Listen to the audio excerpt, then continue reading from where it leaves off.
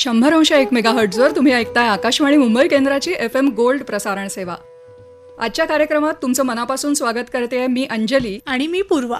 आज लक्ष्मीपूजनाचा दिवस आहे. दिवाळीतली पहाट आणि सकाळ ही मुळातच प्रसन्न असते आणि आज तर ती आणखीनच प्रसन्न झाली आहे, कारण सदाबहार आणि चिरतरुण अभिनेता, निर्माता आणि गायक सुनील बर्वे आज इथे स्टुडिओत आलेले आहेत. सुनील दादा, खूप खूप मनापासून स्वागत आणि दिवाळीच्या हार्दिक शुभेच्छा. Thank you so much. आणि आकाशवाणीच्या सगळ्या श्रोत्यांना सुद्धा माझ्याकडून दिवाळीच्या खूप खूप शुभेच्छा. हे वर्ष नेहमीसारखंच खूप आनंदी आणि स्वास्थ्याने सुद्धा छान जाऊ देत, हे सगळ्यात महत्त्वाचं, आणि फिट जाऊ देत सगळ्यांना. So happy Diwali. थँक्यू. आणि सुनील दादा, तुला पाहण्याचं सुंदर आहे असं तुझ्याकडे बघून नेहमीच वाटतं. येस, तर आम्हाला त्या गाण्याने कार्यक्रमाची सुरुवात करायला आणि आजची दिवाळी छान करायला आवडेल. मला एकदम तुम्ही बॉम्ब टाकलाय, कारण ते गाणं मी इतकं गात नाही. हो तेच ना, कारण ते गाणं मी इतकं काही नेहमी गात नाही, तर तरीसुद्धा मला शब्द आठवतील की नाही माहीत नाही, पण साधारण जे आठवते ते, तुला पाहणे पाहणेच होते, सुंदर सुंदर तुला पाहणे. एवढंच मी म्हणेन. खरंच, पण दिवाळीच्या आजच्या FM गोल्डच्या दिवसाची सुरुवात सुंदर झाली आणि खरंच तुला पाहणं हे नेहमीच सुंदर असतं आमच्यासाठी आणि सगळ्यांसाठीच. तुम्ही इतकं छान छान मला माझं कौतुक करता की मी का छान दिसणार नाही. मला असं वाटतं की ज्याला कोणाला तुम्ही असं म्हणाल की अरे तू छान दिसतोयस किंवा तू छान दिसतेस, तर आपोआप त्याची सुरुवात छानच होईल, त्याच्या चेहऱ्यावर एक हसू येईल आणि तो छान दिसेल, तो किंवा ती. त्यामुळे तुम्ही अशा पद्धतीनं मला जे छान वाटवलंय त्यासाठी धन्यवाद. सुनील दादा, आज बऱ्याच वर्षांनी असं झालंय की रेडिओचा स्टुडिओ आहे आणि आपण दोघे एका स्टुडिओमध्ये आहोत. हो, बऱ्याच वर्षांनंतर. आणि मला या निमित्ताने श्रोत्यांना सांगायला आवडेल की सुनील दादा पण एक उत्तम आरजे आहे किंवा आरजे म्हणून त्यांनी काम केलेलं आहे. तर आपण, मला वाटतं त्यापासूनच सुरुवात करूया की हे आरजेइंग कसं काय. मला वाटतं 3-1 वर्ष आरजे म्हणून तू काम केलं. 2006 ते 2009 या कालावधीमध्ये मी तोहा सुनील बर्वा नावाचा एक कार्यक्रम करत होतो वर्ल्ड स्पेस सॅटेलाईटवरती. आणि मला नेहमीच आरजे या प्रोफेशनविषयी किंवा या कलाकारांविषयी खूप कुतूहल होतं, कारण माझ्याकडे गाडी होती आणि आम्ही पुण्याला अवंतिकाचं शूटिंग करायचो किंवा तू तिथे मीचं शूटिंगसाठी जायचो, तेव्हा हे आरजेच माझ्या सोबत असायचे. मी एकटाच ड्राईव्ह करत असताना ते माझ्या सोबत असायचे, बरीचशी गाणी ते लावायचे. तेव्हा अर्थात गाणी खूप वाजायची आणि त्यांचं बोलणंही ऐकायला,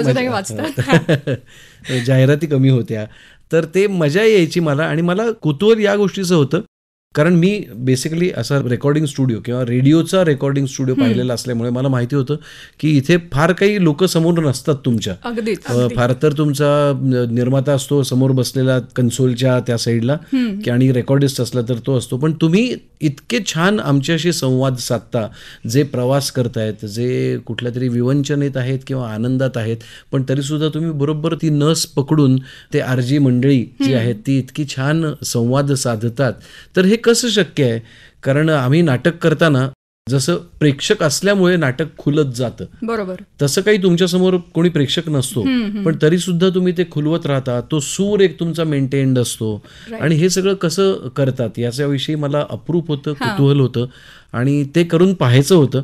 आणि ती संधी मला मिळाली आणि मग मी ती सोडली नाही. आणि मग मी ते सगळं कसं करतात, त्याच्यामधल्या टेक्निकॅलिटीज काय आहेत ते सुद्धा मला जाणून घ्यायचं होतं. मग लाईव्ह करण्याचे टेक्निकॅलिटीज वेगळ्या आहेत आणि रेकॉर्डेड याच्या सुद्धा वेगळ्या आहेत. मग ती गाणी कशी प्लेस होतात, मग त्या गाण्यांचं ड्युरेशन कसं पाहिलं जातं 1 तासानंतर, हे सगळं जो अभ्यास होता तो माझा इतका छान त्या काळात झाला की तुम्हाला एक वेगळं इन्साइट मिळतं ना करायला. आणि सुनील दादा, वर्ल्ड स्पेससाठी आपण दोघंही तेव्हा एकत्र काम करत होतो आणि त्याच दरम्यान मला वाटतं असंभव मालिका सुद्धा सुरू होती. तर असंभव मधल्या तुझ्या भूमिकेविषयी पण तू सांगावंस असं वाटतंय, कारण तेव्हाचं ते मिसेस शास्त्री हे फार लोकप्रिय ठरलं होतं. असंभव मला असं वाटतं की मी माझं कॅरेक्टर सोडून वेगळं कॅरेक्टर केलेली ही पहिली मालिका असेल असं मी म्हणेन. कारण मी दिसणं वगैरे नाही, दिसण्यामध्ये तरी सुद्धा आम्ही फरक केला होता, पण याचं सगळं श्रेय जे जातं म्हणजे ते मिसेस शास्त्री असं बोलणं असेल किंवा ते डोळ्यात रोखून पाहणं असेल, हे सगळं जे आहे ते सतीश राजवाडे यांनी माझ्याकडून करून घेतलं होतं.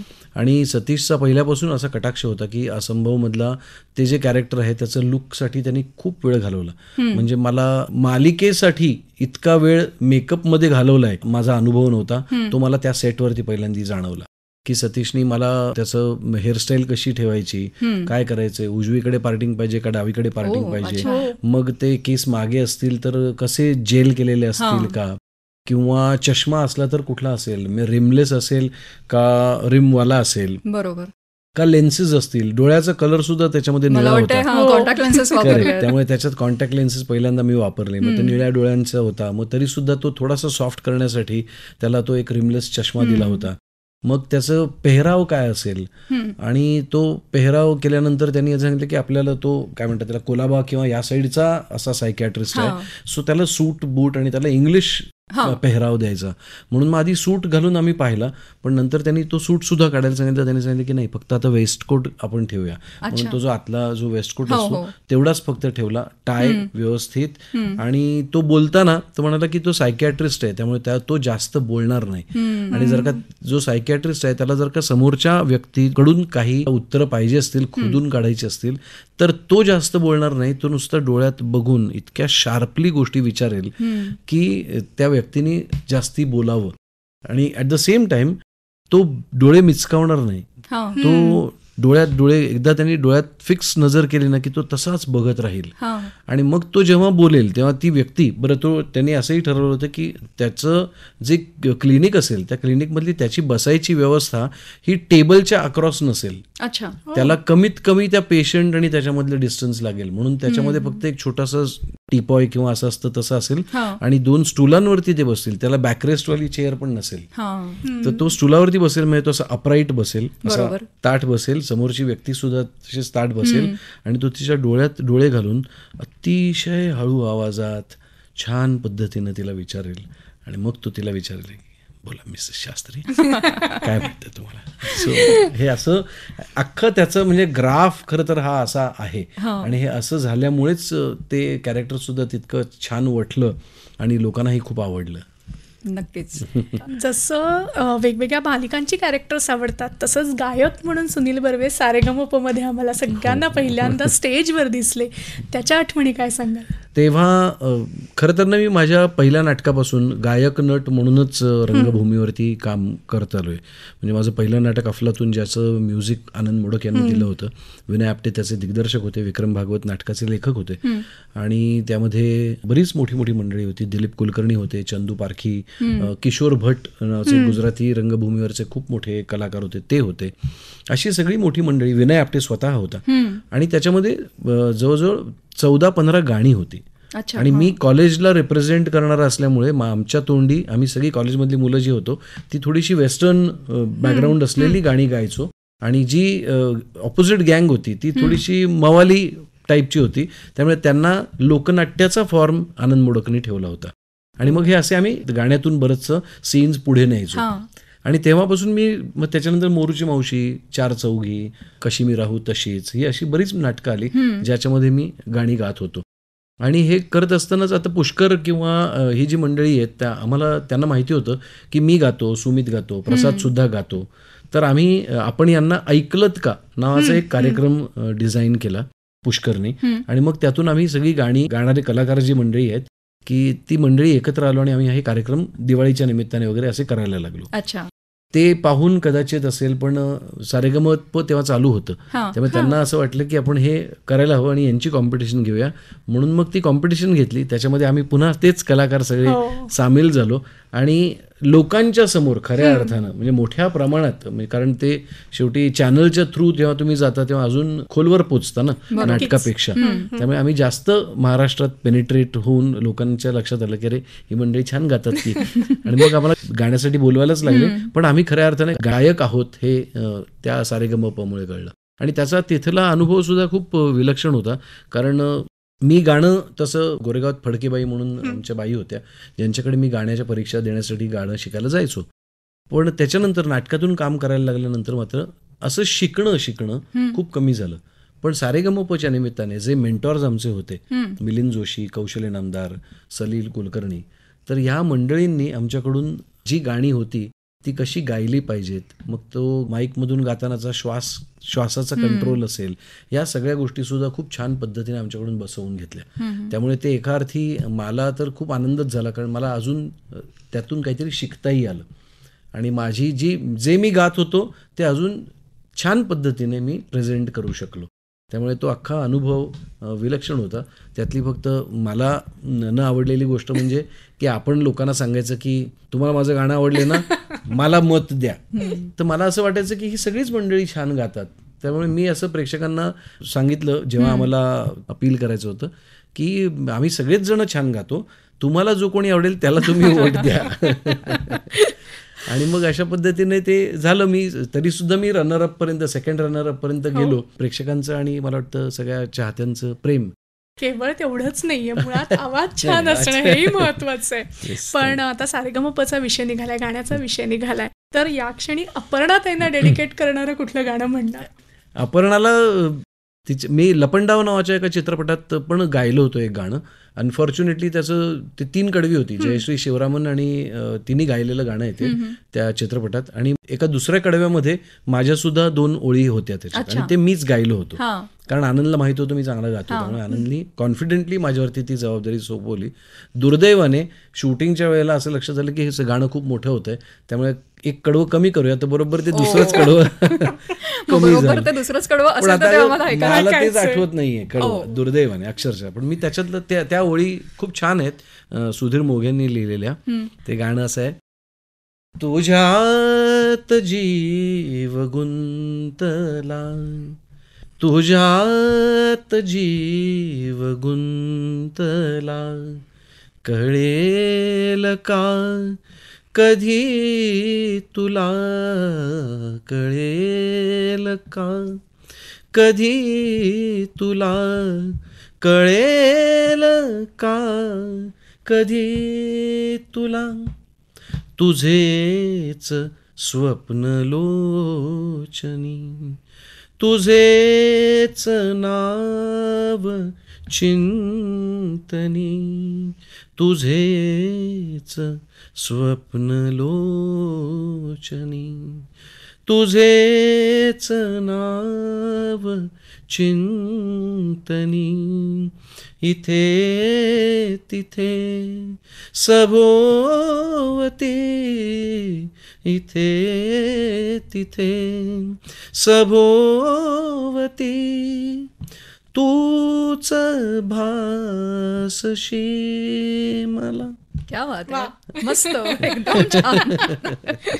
म्हणजे ह्याच्यात तिला माहित नाही असं आहे, कारण ती सिच्युएशन गाण्याची अशी होती की त्या मुलीला माहित नसतं, आणखीन पत्र लिहून ते प्रेम व्यक्त करणं चालू असतं. 3 फुले आणि 3 करेक्ट बदाम. करेक्ट. आणि मग त्या पत्रांची अदलाबदल होते वगैरे वगैरे. त्याच्या बॅकड्रॉपला हे गाणं आहे की तुझ्यात जीव गुंतला, कळेल का कधी तुला. आता अपर्णाला आतापर्यंत कळलं पण ते कधी कळलं होतं? ते खूप पूर्वीची गोष्ट. म्हणजे आता आम्हाला साल सुद्धा आठवावं लागतं की काय, इतके वर्ष झालेत त्याला, पण विसरलेलं नाहीये निश्चितच. कारण 85 सालची गोष्ट आहे, 85-86 सालची गोष्ट आहे. मी 12वीत होतो, ती 11वीत होती. आणि एका वाढदिवसाला ती मला तिच्या मैत्रिणींच्या टोळक्यात दिसली आणि तिथे असं वाटलं की अरे मला ही मुलगी आवडली आहे. अच्छा, love at first sight. Love at first sight असं मी म्हणणार नाही, पण मला असं वाटलं की अरे ही खूप छान आहे, हिच्याशी आपल्याला मैत्री करायला पाहिजे और वॉट एव्हर. आणि तिच्या हातावरती ना ते तेव्हाचं काय म्हणतात त्याला, ते ब्रेसलेट असायचं ना, ज्याला मध्ये नावाची पट्टी असायची, आणखी मग चेन असायची. तर तशी एक तिच्या हातात ब्रेसलेट होतं आणि त्याच्यावरती तिचं नाव आधी दिसत नव्हतं, पण आम्ही शोधून काढलं नाव काय आहे ते. मग ते अपर्णा आहे म्हटल्यावरती मग कोडवर्ड असा अप्पू अप्पू अप्पू असं, कारण तेव्हा ते सगळं एशियाडचं पण अप्पू आणि सगळं चालू. त्यामुळे अप्पू असं नाव आम्ही आमच्या पुरतं ठेवलं होतं. नंतर आता आम्ही सगळेच जण तिला अप्पू म्हणतो, ती वेगळी गोष्ट आहे. पण मग तिला मग भेटून गाठून कुठल्या तरी एका आमच्या मैत्रिणीच्या थ्रू निरोप पाठवून विचारून की अगं त्या मुलाला ना तुझ्यात इंटरेस्ट आहे. म्हणजे की ठीक आहे मग असेल त्याला तर त्यांनी विचारावं ना वगैरे. ती खूपच ॲटिट्यूड मध्ये होती. तर आम्ही नंतर मग तिला विचारलं आणि असं ठरलं, कारण काय 12वीचं वय होतं आमचं, आम्हाला काहीच माहीत नव्हतं पुढे काय होणार, आमच्या शिक्षणाचं काय होणार हे सुद्धा माहीत नव्हतं. पण असं ठरलं की आपली आता या ग्रुपमध्ये आम्ही सगळेजण आहोत तर तू पण आमच्या ग्रुपमध्ये ये, असं इन्व्हिटेशन होतं. आणि त्याच्यानंतर मग तिथून आम्ही एकत्र होतोच. मग आम्ही एकत्र लॅबमध्ये, मी सायन्सला असल्यामुळे लॅबमधून बाहेर पडताना किंवा ती जाताना आतमध्ये मग तिकडे भेट व्हायची, मग तिकडे एक जनरल गप्पा व्हायच्या. असं करत करत मग ते प्रकरण वाढत गेलं आणि ते अजूनही प्रकरण चालूच आहे. असंच चालू राहू दे. अजूनही तिला मी सांगितलेलं नाही मी तिच्या प्रेमात आहे, तिनेही मला सांगितलेलं नाही असं आपण म्हणूया. तरी डेडिकेट केलेलं गाणं तिच्याच करताय हे कळतं, हे महत्त्वाचं. मग जरा एक काय म्हणतात त्याला, एक ट्विस्ट देऊया ना आपण. असा एक किती वर्षांनंतर, आता 40 वर्ष झाली त्याला, more than nearly 40 years. So 40 years नंतर आपण एक असा त्याला एक ट्विस्ट देऊया. पण सुनील दादा, एका मुलाखतीमध्ये, म्हणजे दूरदर्शनचा सह्याद्री वर्षाच्या एका मुलाखतीत जेव्हा अपर्णाताई तुझ्याबद्दल बोलली आहे, तर ती असं म्हणाली आहे की म्हणजे ऑनस्क्रीन जसा सुनील बर्वे दिसतो तसाच तो ऑफस्क्रीन किंवा रिअल लाईफमध्ये पण आहे. आणि मला असं वाटतं की ही खूप मोठी कॉम्प्लिमेंट आहे, म्हणजे तुझ्यासाठी पण आणि ती अपर्णाताईकडनं आली आहे म्हणून पण. तर हे कसं काय, म्हणजे असं इतकं जेन्युइन असणं कसं शक्य होतं? मी आता त्याच्याविषयी काय सांगू. मला असं वाटतं की मी जी कॅरेक्टर प्ले केली, कदाचित मी जसा दिसतो किंवा जसा मी एरवी वागतो तसेच कॅरेक्टर्स कदाचित लोकांनी मला त्यामध्ये कास्ट केलं असेल, किंवा मी माझ्या अनुभवांना साक्षी ठेवून मी त्या गोष्टी करत असतो. त्यामुळे तो जी माझ्यातली जे काही गुण आहेत ते मला वाटतं त्याच्यातून झिरपत असतील आणि ते तसं कॅरेक्टर उभं राहत असेल, असं एक असू शकतं.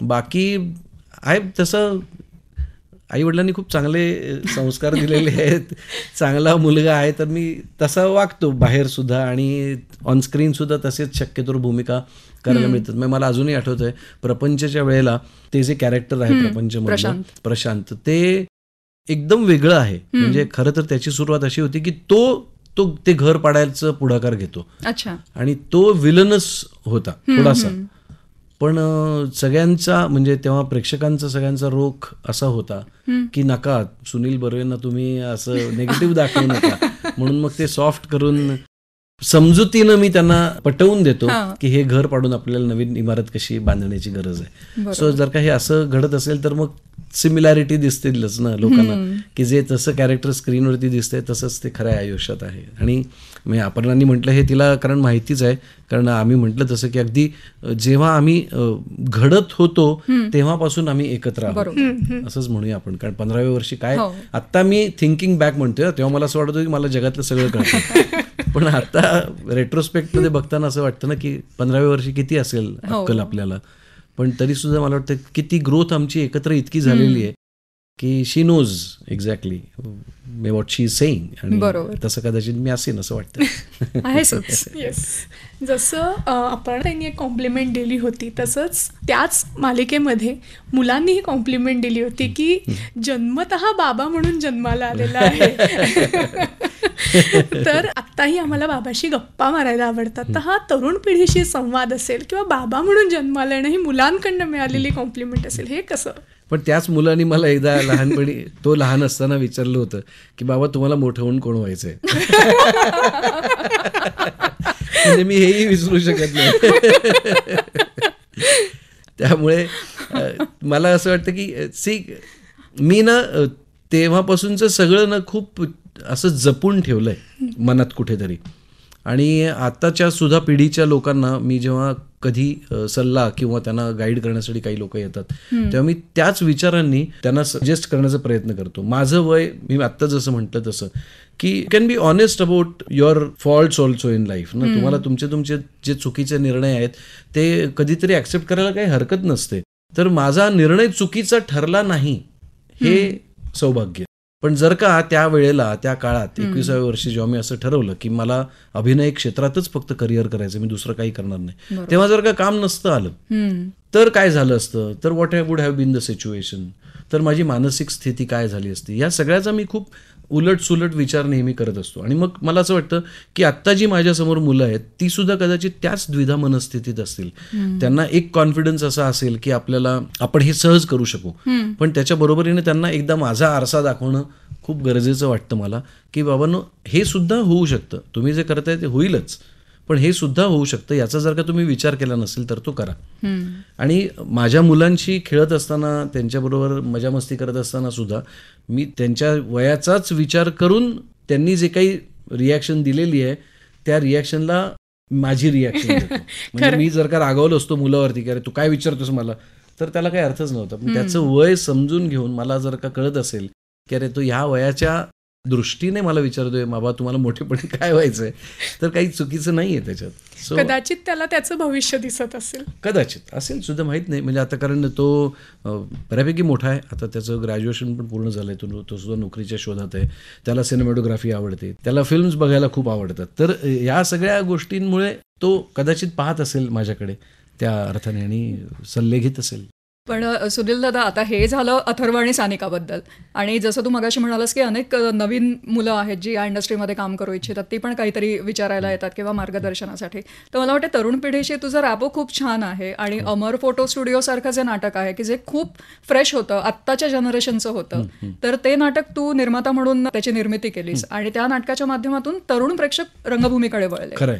तर त्याच्याविषयी थोडं सांगशील का, की आत्ता आपण बघतो की मराठी नाटकांचा जो प्रेक्षक वर्ग आहे तो प्रामुख्याने 40च्या पुढचा आहे असं म्हटलं जातं. तर ही जी तरुण प्रेक्षक वर्ग आहे हा, त्याला रंगभूमीकडे येण्यासाठी काय करायला पाहिजे, किंवा तू अमर फोटो स्टुडिओचे पण काही अनुभव शेअर केलेस तर? ही मंडळी जेव्हा माझ्याकडे आली ना, म्हणजे आता मी त्याच्या आधी कदाचित श्रोत्यांना माहीत नसेल म्हणून मी हर्बेरियम सारखा उपक्रम केला होता, ज्यामध्ये मी माझ्या कारकिर्दीला सुरुवात होण्याच्या आधीची नाटकं, म्हणजे साधारण 60-70च्या दशकातली नाटकं जी आहेत ती मी प्रेक्षकांसमोर सादर केली होती, याच उद्देशाने की आपल्याला सुद्धा ती नाटकं काय होती ती एकदा पाहिली पाहिजेत.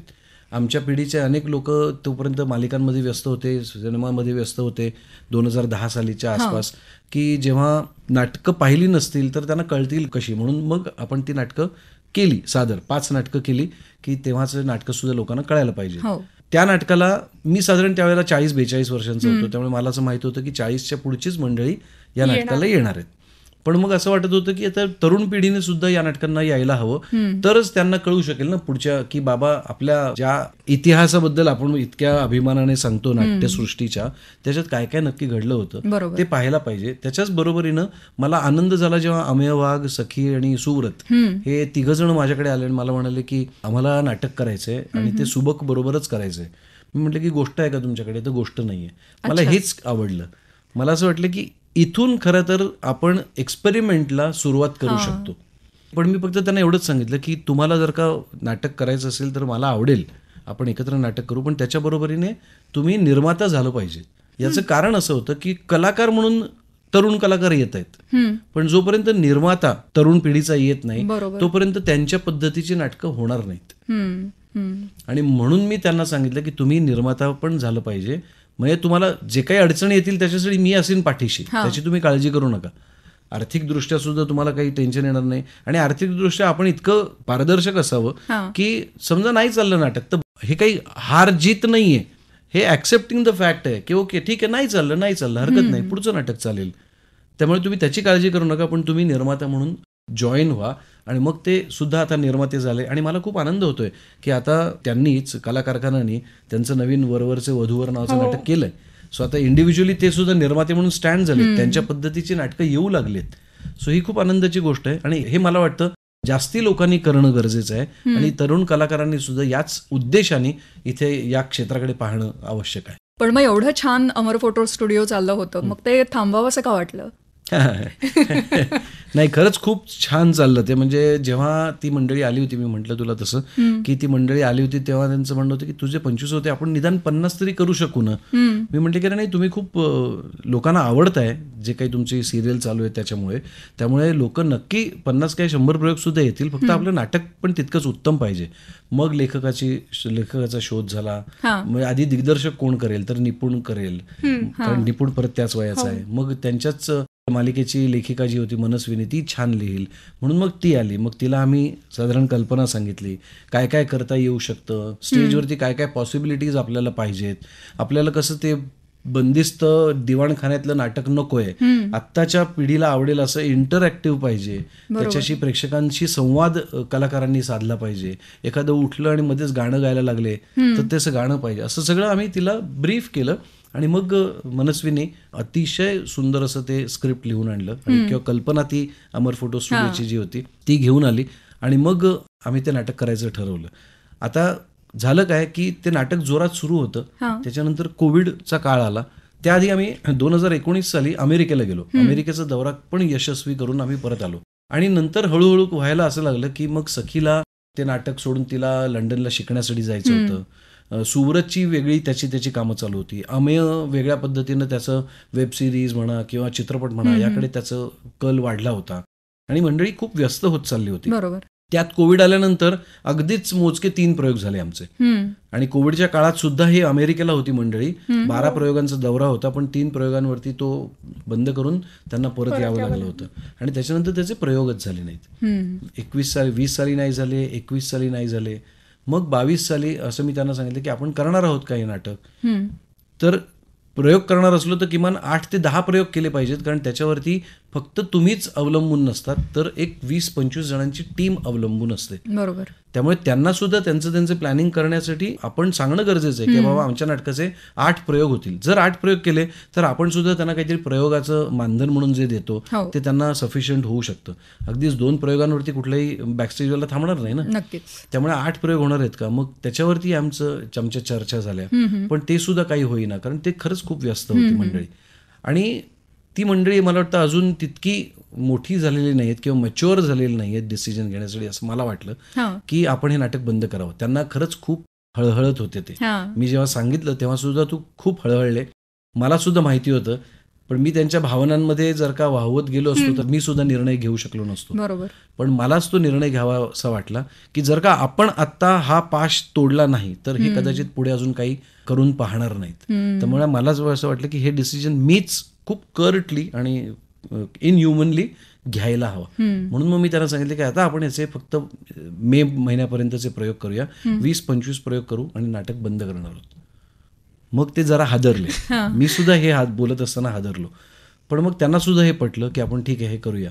तरी सुद्धा त्यांची अशी अपेक्षा होती की तरी, कारण त्या 25 प्रयोगांना मग खूपच गर्दी होऊ लागली. बरोबर. मग लोकही सांगायला लागले. म्हटले की अरे लोक सांगणारच, मला तो अनुभव आहे आधीचा की जेव्हा मी 25व्या प्रयोगाला नाटक बंद करत होतो तेव्हा लोक येऊन सांगत होते की अजून 25 करा. पण म्हटलं की आपण जर का थांबलो नाही तर तुमची क्रेडिबिलिटी जाते. तुम्हाला प्रेक्षक गृहीत धरतात की अरे हे म्हणतात 10 प्रयोग करतील, पुढे जातात, असं नाही होणार. म्हटलं की जर का ठरवलं तर ठरवलं, मग ते तेवढे प्रयोग फक्त करायचे. 400 प्रयोगांचा टप्पा आपण गाठायचा आणि आपण नाटक बंद करायचं. आणि आम्ही तसंच केलं. मग त्या जानेवारीपासून मग आम्ही साधारण 46-47 प्रयोग केले आणि 400व्या प्रयोगाच्या सुमारास आम्ही मे 7 मे 2022ला त्या नाटकाचा शेवटचा प्रयोग केला. पण त्याच्यानंतर या बऱ्याच गोष्टी घडल्या. आम्ही खूप बिझी आहेच आणि झालाय तो अजूनही. सुव्रत, सखी, पूजा ठोंबरे सगळी मंडळी खूप बिझी झाली. जसा एक महत्वाचा निर्णय घेऊन त्या मुलांना मोकळं केलं, तसाच एक दुसराही निर्णय होता की हर्बेरियम मधून 5 नाटकं 25 प्रयोग. त्या नाटकांबद्दल तर सगळ्यांनाच माहिती आहे, पण त्या नावाबद्दल काय सांगाल, हर्बेरियम बद्दल? मुळात मी 2nd इयर पर्यंत बॉटनीचा स्टुडंट होतो. त्यामुळे बॉटनीमध्ये एक हर्बेरियम नावाचं एक संकल्पना आहे, ज्याच्यामध्ये जेव्हा तुम्ही एक्सकर्शनसाठी जाता किंवा टूर्ससाठी जाता, स्टडी टूरसाठी, तेव्हा तिथले त्या जे काही पानं फुलं असतील ती तुम्ही तोडून खुडून आणायची असतात, ती त्या वहीत चिकटवून ठेवायची असतात आणि त्याच्या बाजूच्या पानावरती त्याचं फॅमिली काय, स्पीशीज काय, त्याचं आता मला ती टर्म्स मी विसरलो, पण त्याचे लीव्स कसे आहेत, काही पॅरलल व्हेनेशनचे आहेत का किंवा जाळीसारखे आहेत का, फुलं कशी येतात, मग ती अँड्रोगायनस आहेत का, असं वगैरे असं बरंच काय काय त्याच्यात सगळं लिहायचं असतं. सायंटिफिक माहिती त्याची लिहायची असते आणि हे जे त्यांचं प्रोफाईल तयार करायचं. हां, एक्झॅक्टली. सो ते पुस्तक जे असतं, ते जे collection of leaves and twigs किंवा फ्लावर्स आहे, त्या कलेक्शनला पण हर्बेरियम असं म्हणतात. ओके, बॉटनीमध्ये. आता हा झाला त्याचा करेक्ट अर्थ जो आहे तो.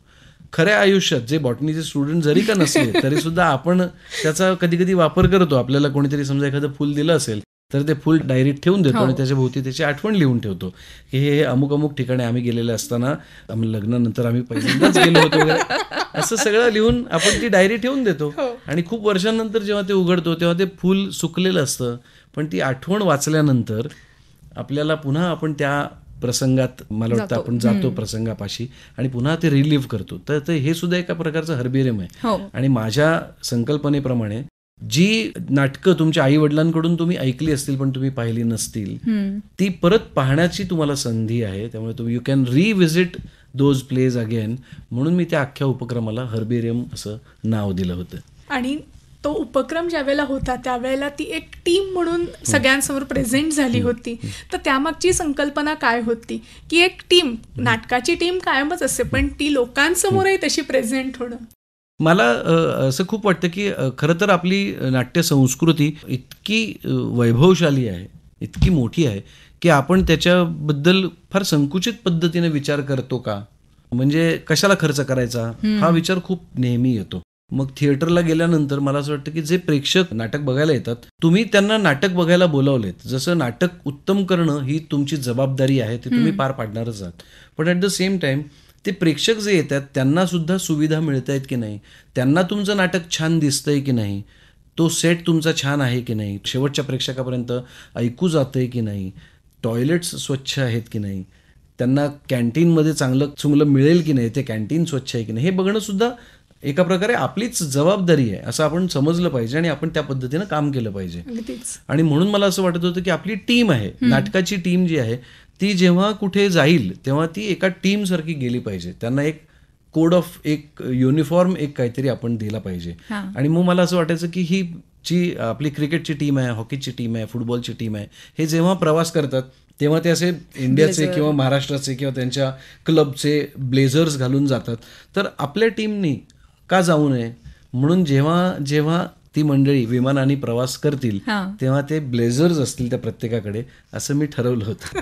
हे कदाचित काय माहिती वेडेपणाचं वाटत असेल लोकांना, वाटेल सुद्धा, पण ते दिसलं इतकं छान की मला अनेकांनी, जेव्हा आम्ही जात होतो लहानपण देगादेवाच्या सेटवरून, आणि एक पॉलिटिकल लीडर तिकडे त्या ह्याच्यात होता, तर तो येऊन मला कॉंग्रॅच्युलेट केलं त्यांनी. तो म्हणाला की अरे ही कल्पनाच किती छान आहे, आणि हे असंच मी असं विचारच करत होतो की ही कुठली टीम चालली आहे, हॉकीची आहे का कसली आहे, पण ही सगळी कलाकार मंडळी दिसत आहेत.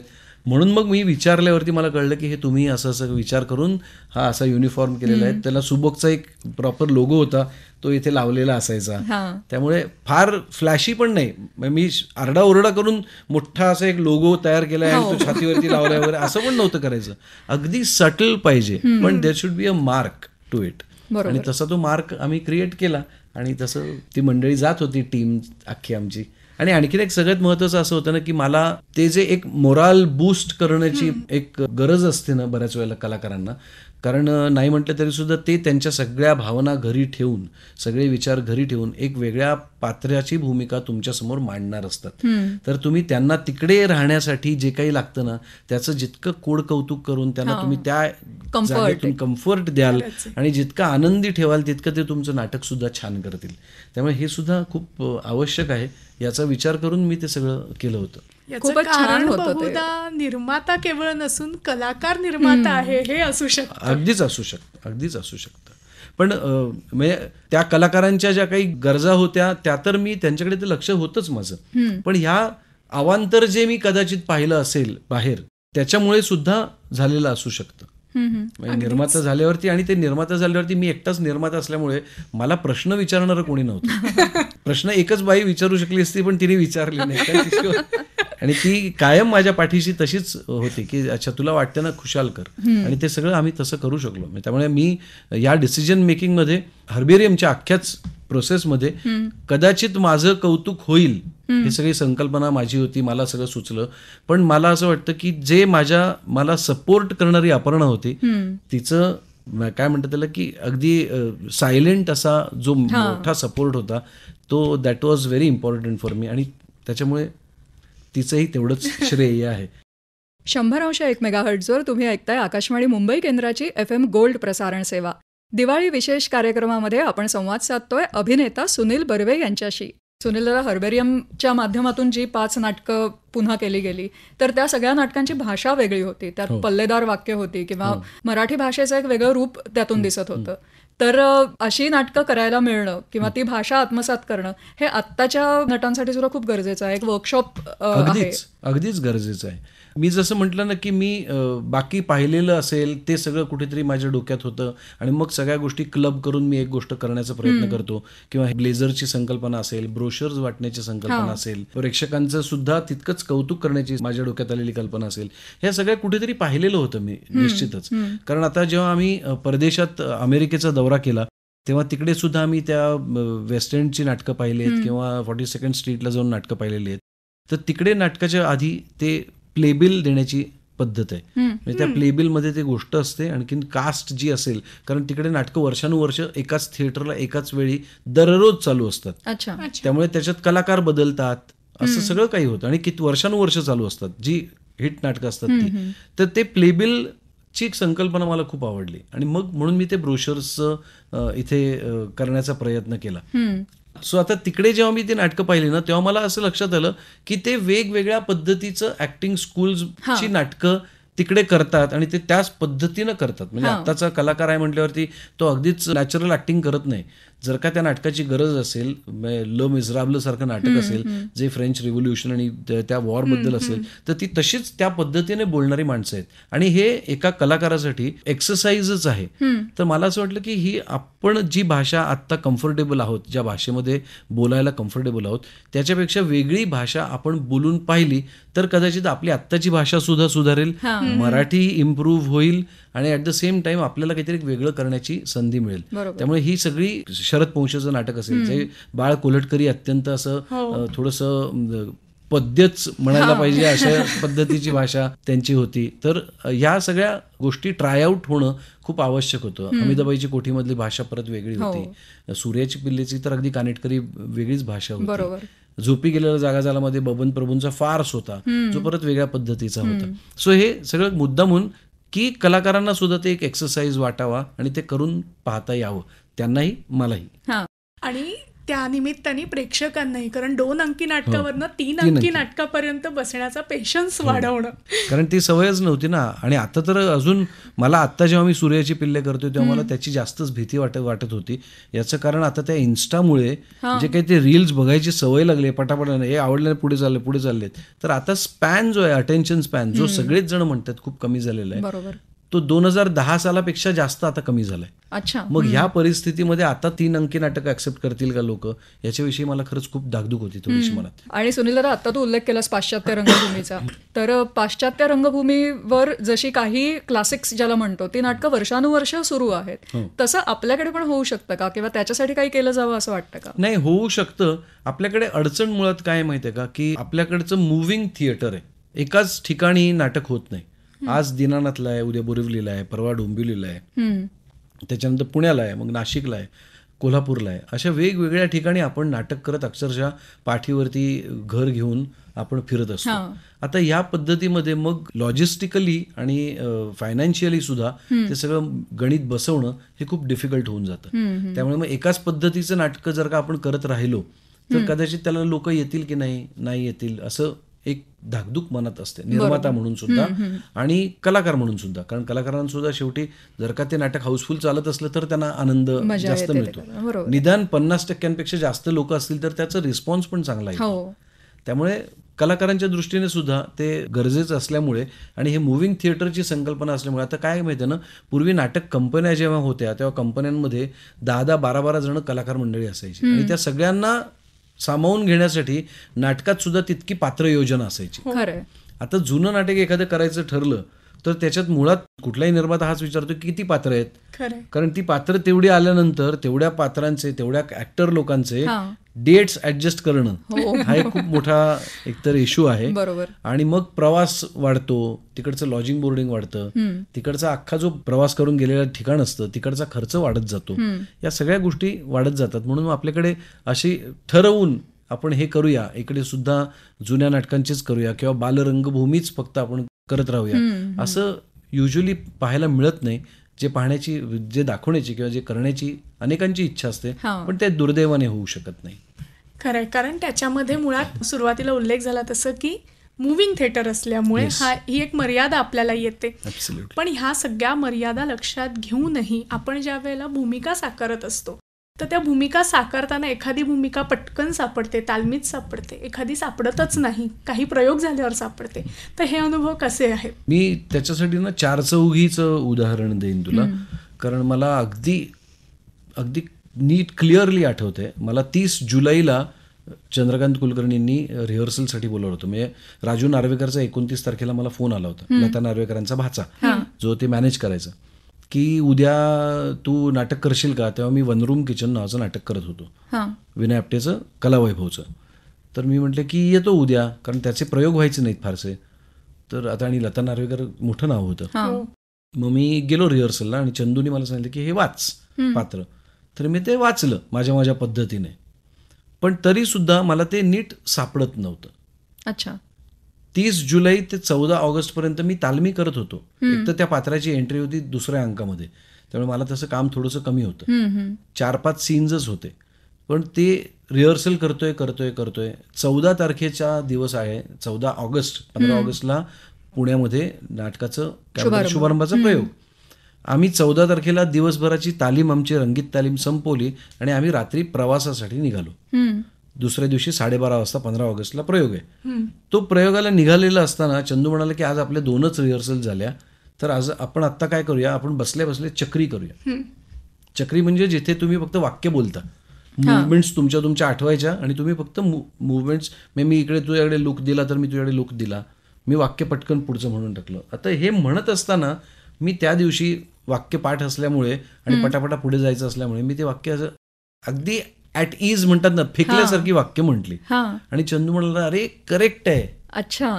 तो वीरेन असाच आहे, तो इम्पल्सिव्ह आहे, तो विचार करून बोलणारच नाहीये. त्याच्या मनात आलं ना, मावशी तुम्ही कशाला काळजी करताय, मी इथे विनीला घेऊन गेलो होतो, मग बाई करून जात होतो, हे असं बोलणारा तो आहे.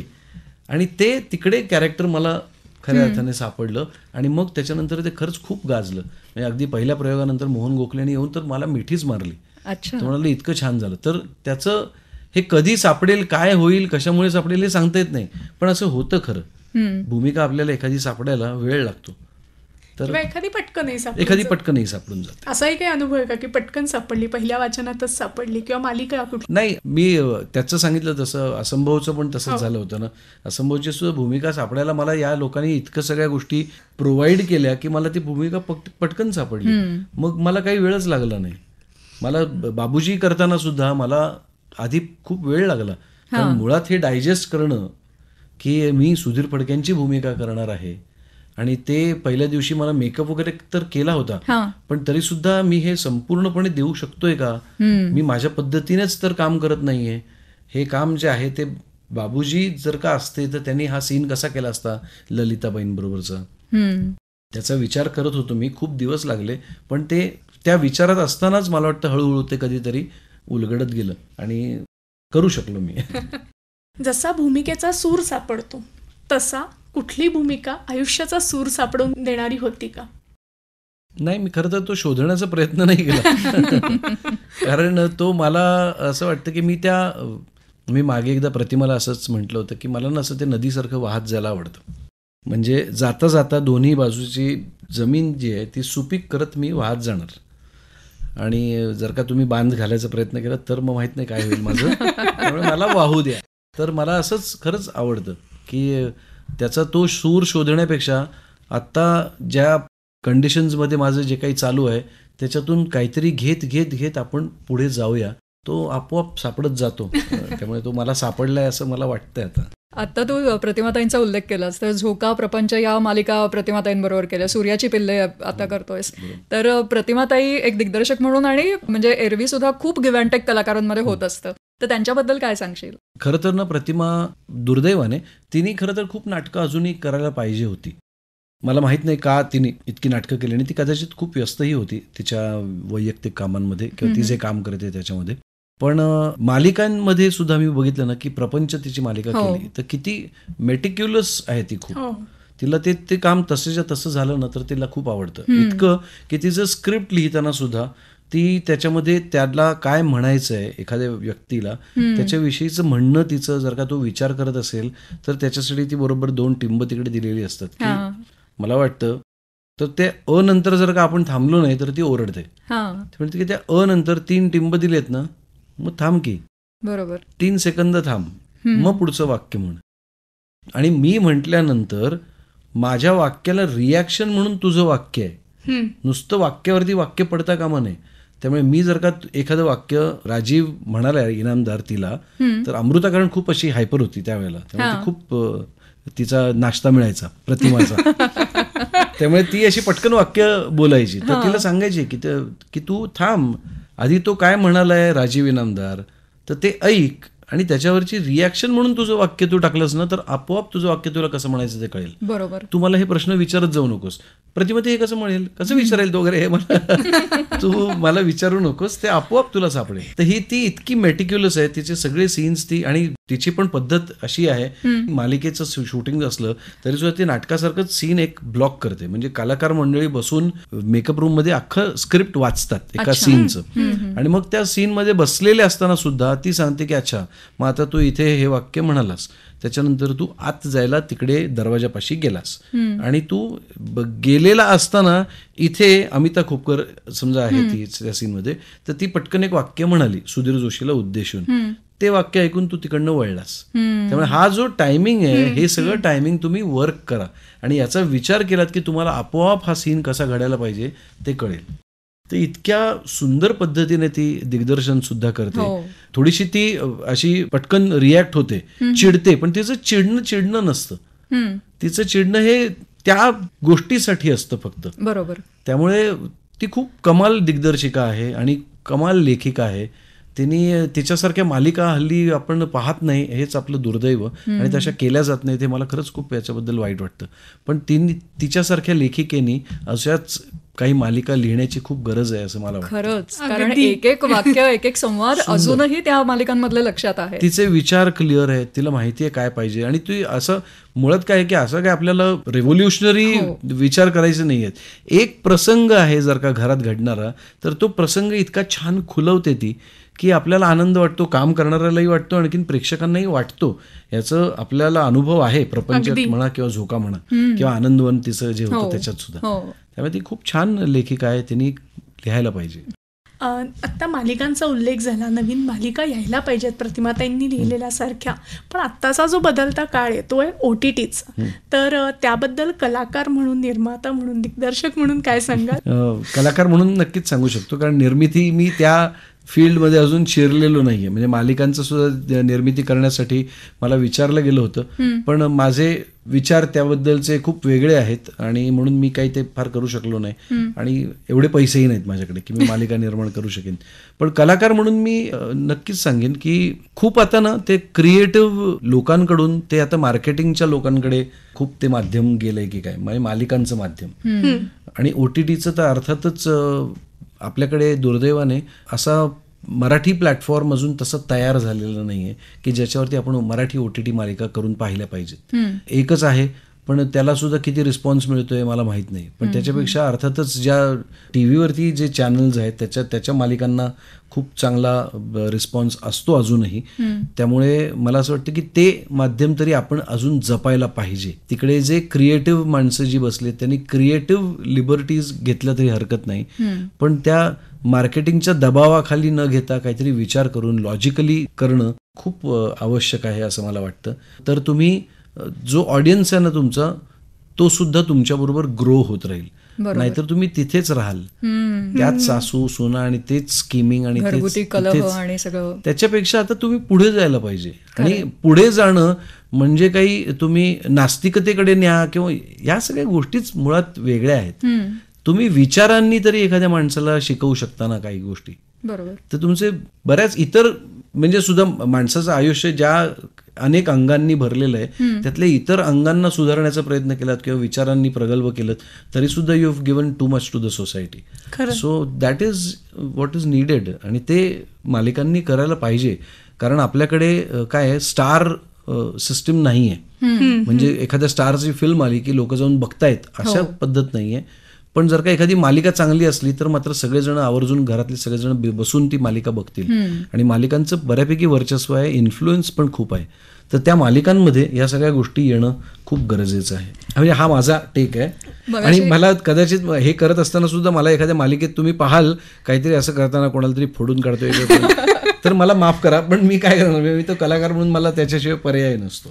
मगाशी बाबूजींच्या भूमिकेविषयी तू थोडंसं बोलला होतास, तर आम्हाला आणखीन जाणून घ्यायला आवडेल की बाबूजींची भूमिका स्वरगंधर्व चित्रपटामध्ये तू साकारलीस, तर त्याची तयारी कशी केली होतीस? कारण खूप मोठं आव्हान होतं ते. हो, म्हणजे त्यांच्याबद्दलचं वाचन वगैरे ह्या तर गोष्टी आपण इमॅजिन करू शकतो की ह्या केल्याच असतील. आणखीन काय काय विचार केला होता? बाबूजींचं रोल जेव्हा मला पहिल्यांदा ऑफर केला योगेशनी, तेव्हा माझा खरं तर विश्वासच बसला नाही की मी बाबूजींची भूमिका करणार आहे. मला तो बाबूजींच्या भूमिकेसाठी अप्रोच होतोय, म्हणून मी त्याला एक दिवस दिला. त्याला म्हटलं की तू एक विचार कर परत एकदा की तू नक्की मला बाबूजींच्याच भूमिकेसाठी कास्ट करणार आहेस ना.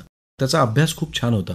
त्यांनी त्या फोटोवरती माझं स्केच एक बनवलं होतं जे खूप सिमिलर होतं बाबूजींच्या एका प्रतिमेशी. त्याच्यावरून माझ्या असं लक्षात आलं की चला याचा अभ्यास मी दिसू शकतो असा थोडाफार, 100% कोणीच दिसू शकत नाही. तिथून त्याची सुरुवात झाली. आणि नंतर अभ्यास म्हणशील ना तू, तर ही सगळी जी मोठी मोठी मंडळी आहेत ना, लता दीदी असतील, आशाबाई असतील, हृदयनाथ मंगेशकर, श्रीनिवास खळे, जितेंद्र अभिषेकी, पंडित भीमसेन जोशी, यांचं इतकं गाण्याचा प्रभाव आपल्यावरती झालेला आहे ना, जो आपल्याला माहित नाही. अनलेस अँड अंटिल तुम्ही एकदा शांतपणे विचार कराल ना, तर आपल्या प्रत्येकाला असं लक्षात येईल की यांचा आपल्यावरती खूप पगडा आहे. खरे, खूप ही माणसं आपल्यावरती ऑलरेडी आहेत आपल्या मनात. खरे. आणि तसंच बाबूजींचंही आहे गीत रामायण, पिढ्यानपिढ्या पुढच्या पिढ्या सुद्धा काही प्रॉब्लेमच नाहीये म्हणजे. आणि तो हा पगडा राहणारच आहे. तर हा फक्त मी आयडेंटिफाय करायचा प्रयत्न केला की आपण काय काय त्यांचं पाहिलं होतं, ते कसे गायचे. आता त्याच्या युट्यूबवरती जे काही आहे ते उपलब्ध होतं ते सुद्धा मी पाहिलं. त्याच्याबरोबरीने चित्रातही म्हणजे श्रीधर फडकेंच्या सौभाग्य होते, म्हणजे बाबूजींची सून, त्यांनी सुद्धा मला काही त्यांचे व्हिडिओज पाठवले, ज्या व्हिडिओजमध्ये ते लोकांची जनरली गप्पा मारतानाचे व्हिडिओज आहेत. तर त्याच्यातून मला ते कसे गप्पा मारताना ते कसे सरळ बसायचे, ताठ बसायचे, ते कधीच असे पोक काढून बसलेत किंवा असे टेकून बसलेत, असे रेलले, असं कधीच नव्हतं. ते असे सरळच बसायचे आणि त्यांचं मान अशी असायची सतत. त्यामुळे अनवटी जवळजवळ अशी छातीजवळ अशी, आणि अशाच पद्धतीने ते बघायचं आणि असे बोलायचं. हे सगळं मला ऑब्झर्व्ह करता आलं. बरोबर. आणि हा म्हणजे माझा अभ्यास कंटिन्युअसली चालू होता.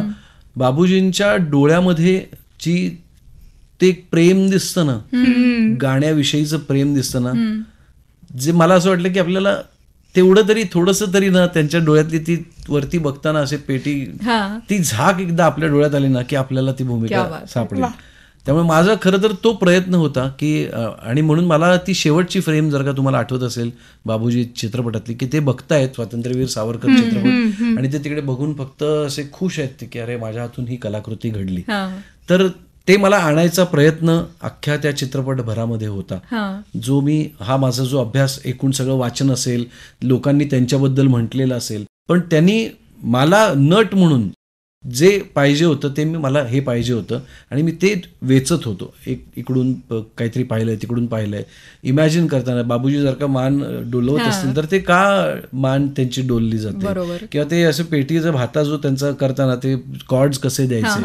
मला काही वाजवता येत नाही पेटी, पण मी तो कॉर्ड्स देण्याचा प्रयत्न करत होतो. तर ह्या सगळ्या गोष्टी मी खूप बारकाईने पाहिल्या आहेत, आणि प्रयत्न हा होता की त्याची ती नक्कल वाटू नये. आणि मला थोडंसं गाणं कळतं, येतं, कान माझा चांगला आहे, गळा जरी का बरा नसला तरी मला असं वाटत होतं की हे आपल्याला माहिती आहे ना की ते कुठे ही मान कशी हलेल आणि ही मान अशी पुढे कधी डोलेल.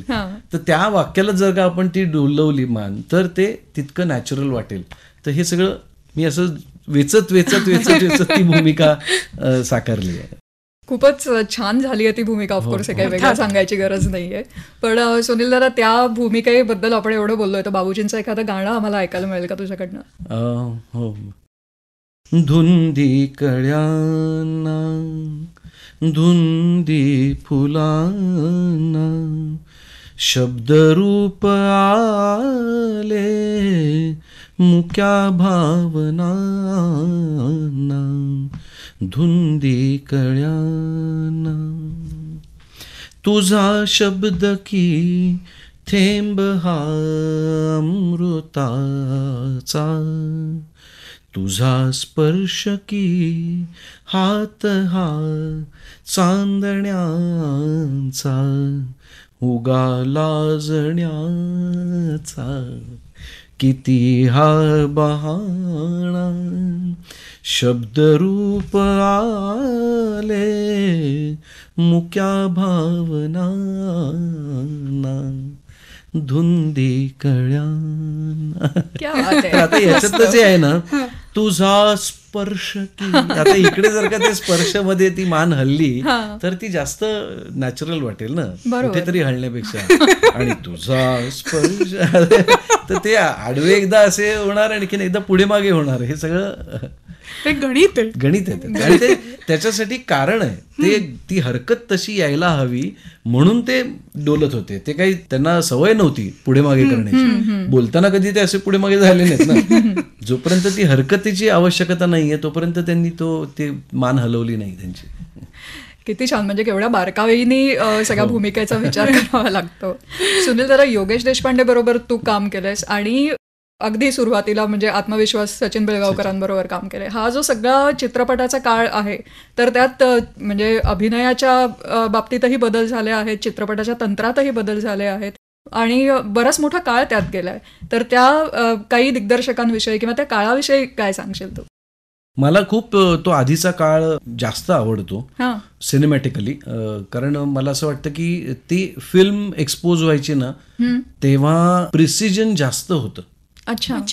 म्हणजे एखादा समजा ट्रॉली शॉट लागलाय तर त्या ट्रॉलीवरती कुठल्या वाक्यापासून त्या सीन मधल्या कुठल्या वाक्यापर्यंत ती ट्रॉली गेली पाहिजे याला एक गणित होतं, याला एक बरोबर प्रॉपर डिमार्केशन होतं.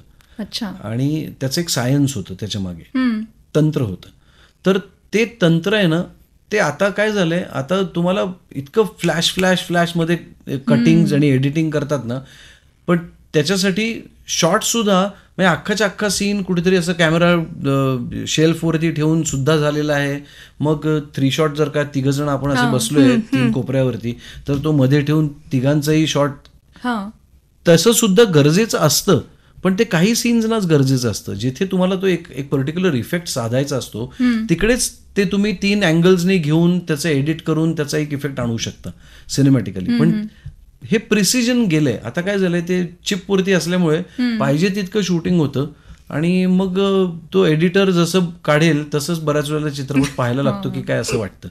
त्यामुळे ती दिग्दर्शनाची जी मजा आहे, अर्थात योगेशनी खूप प्रिसिजननी केलं. योगेशला महेश आनंदसारखा कॅमेरामन होता जो त्याला तशा पद्धतीने करूच देत नव्हता आणि योगेशलाही तसं ते नको होतं. त्यामुळे योगेशचं सुद्धा खूप डिसाइडेड होते शॉट्स. त्यामुळे अगदी योगेश बद्दल बोलायचं किंवा सलीलनी सुद्धा खूप छान पद्धतीने फिल्म केली. म्हणजे आताच्या या दिग्दर्शकांबद्दल बोलताना पण काही दिग्दर्शक आहेत ज्यांच्या बरोबर मी काम केलंय की जे रॅन्डम आता सारखे सगळेच शॉट्स घेत आहेत आणि मग तो एडिट केला जातोय आणि मग फिल्म येते. तर मला ते काही फारसं इतकं आवडत नाही जितकं मला सचिन पिळगावकर किंवा महेश मांजरेकर सुद्धा आधीच्या काळात इतकं छान मेटिक्युलसली करायचा.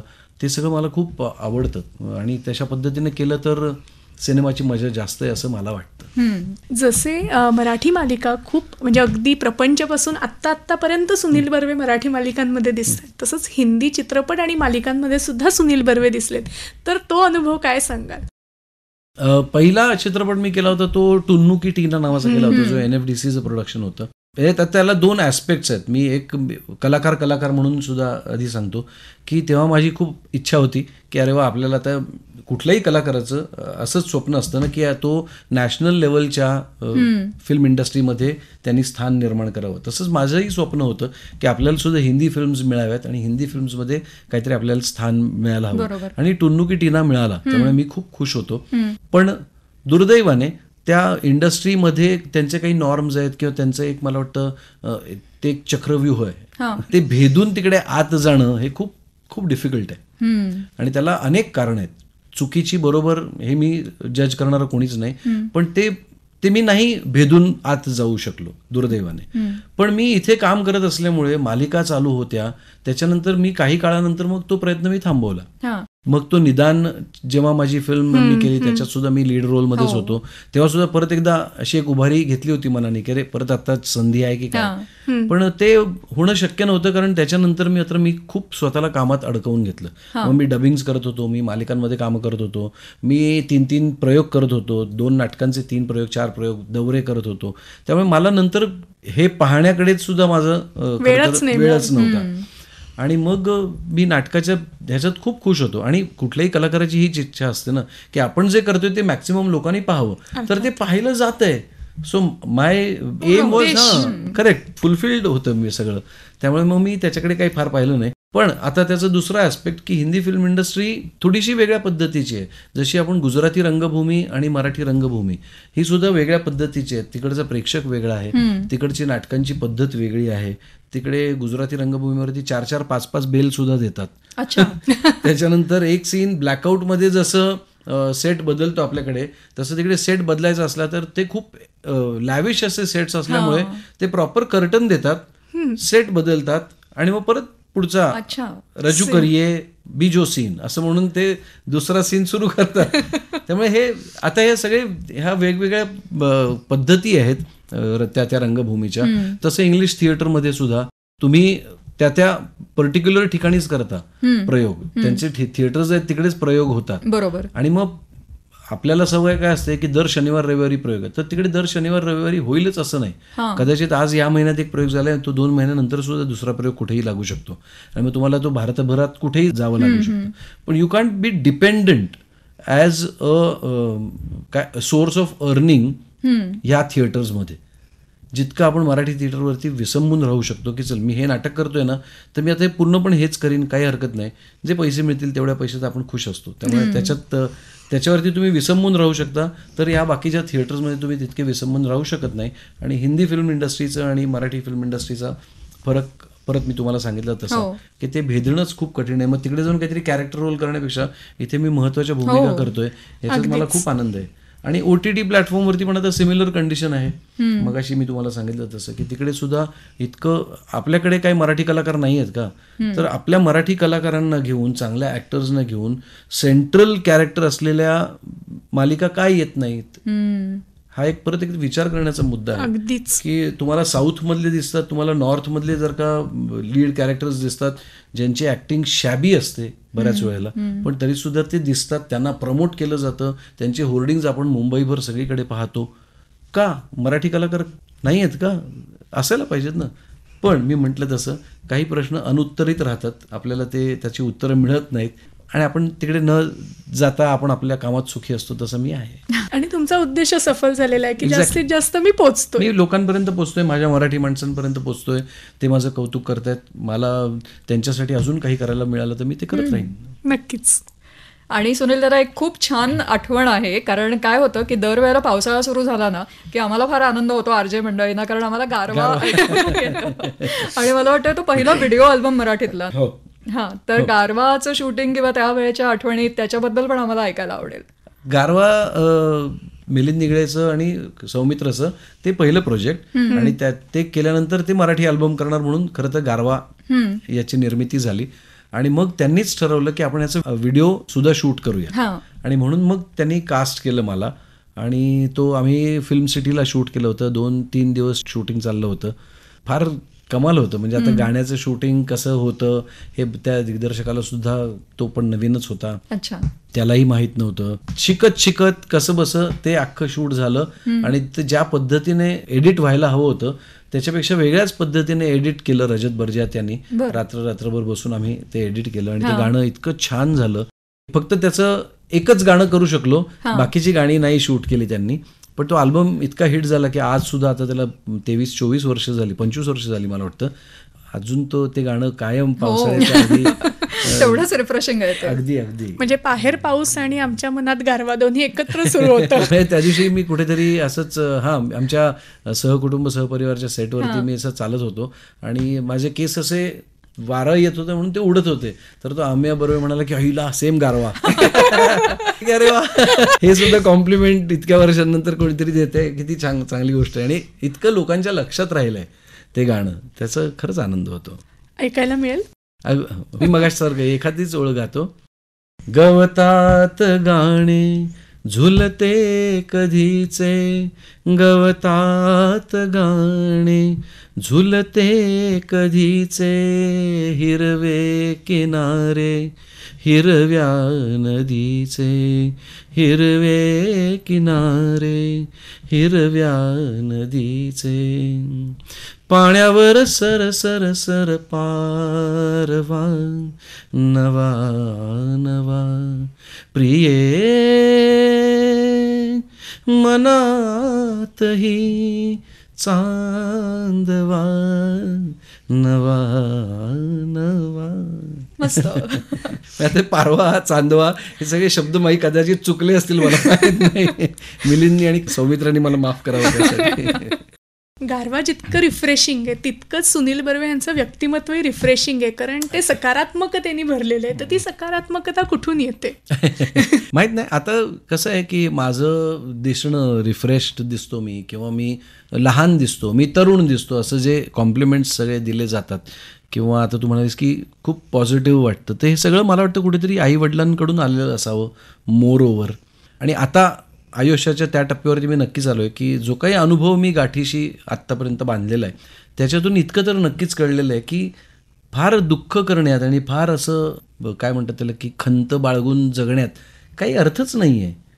त्यामुळे कशासाठी आपण तसं जगावं, आपण मजेत जगावं आणि गाणं गात जगावं. म्हणजे ते रमण रणदिवेंची कविता मी नेहमी म्हणतो सगळीकडे, सलीलचं म्युझिक आहे, जमेल तेव्हा जमेल त्याने जमेत घ्यावे गाणे, जगणाऱ्याने जगता जगता मजेत गावे गाणे, जमेल तेव्हा जमेल त्याने जमेत घ्यावे गाणे, जगण्याचे बळ उदंड देई गाणे प्रत्येकाला, इथे न कोणी अमर अखेरी जाणे प्रत्येकाला, जाता जाता दुनियेसाठी उधळीत जावे गाणे, जगणाऱ्याने जगता जगता मजेत गावे गाणे, जमेल तेव्हा जमेल त्याने जमेत घ्यावे गाणे.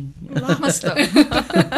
सुनील दादा, अभिनेता म्हणून आणि निर्माता म्हणून तर तुझ्याविषयी आम्हाला सगळ्यांनाच माहिती आहे, पण तू खूप चांगलं लिहितोस सुद्धा.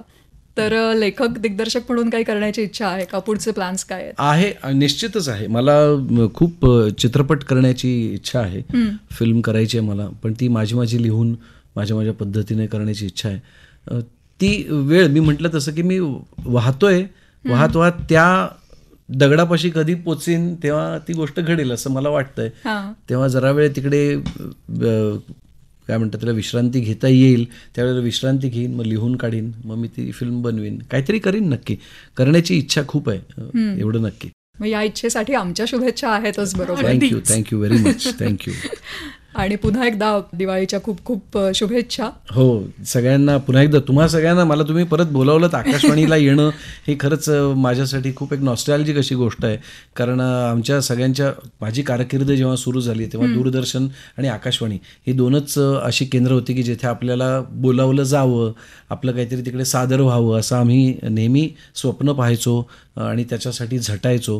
तर त्या आकाशवाणीवरती मला आज आमंत्रित करून तुम्ही माझी मुलाखत घेताय, हे एका प्रकारचं मी अवॉर्डच मिळालंय असं समजेन.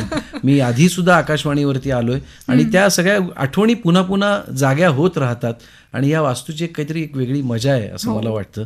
ती मजा मला तुमच्यामुळे घेता आली पुन्हा एकदा, त्याबद्दल खरंच मनापासून आभार.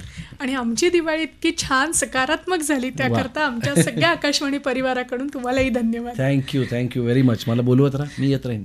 जरूर, आवर प्लेजर. येस. आता पूर्ण आपल्या गप्पांच्या दरम्यान आम्ही तुला बरंच गायला लावलंय, पण तरी सुद्धा एक खूप मनापासून इच्छा आहे की तुझ्या सरसर शिरवे या गाण्याने आपण या गप्पांची सांगता करूया. बरं, ठीक. सरसर शिरवे घेऊन यावा वेडा पाऊस वारा, आनंदाचा पाऊस आता अंगणी पडावा, माझ्या अंगणी पडावा. सरसर शिरवे घेऊन यावा वेडा पाऊस वारा, आनंदाचा पाऊस माझ्या अंगणी पडावा, माझ्या अंगणी पडावा.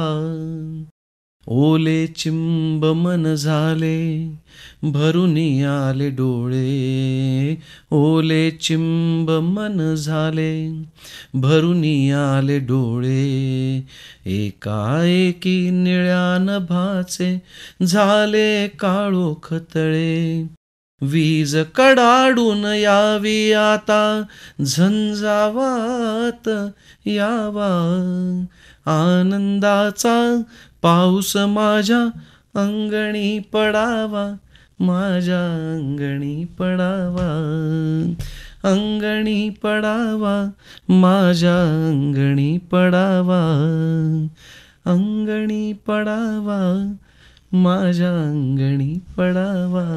क्या बात आहे. मस्त मस्त. Thank you thank you so much. खूप खूप धन्यवाद. थँक्यू.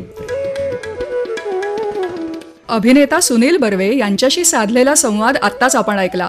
या दिवाळी विशेष कार्यक्रमातून सादरकर्त्या ज्योत्स्ना केतकर यांच्यासह मी अंजली आणि मी पूर्वा इथेच तुमचा निरोप घेतोय. या कार्यक्रमासाठी निर्मिती सहाय्य केलं होतं आशिष शेडगे यानं. दिवाळीच्या तुम्हा सगळ्या रसिकांना पुन्हा एकदा मनापासून शुभेच्छा. ऐकत रहा 100.1 मेगाहर्ट्झवर FM गोल्ड वाहिनी.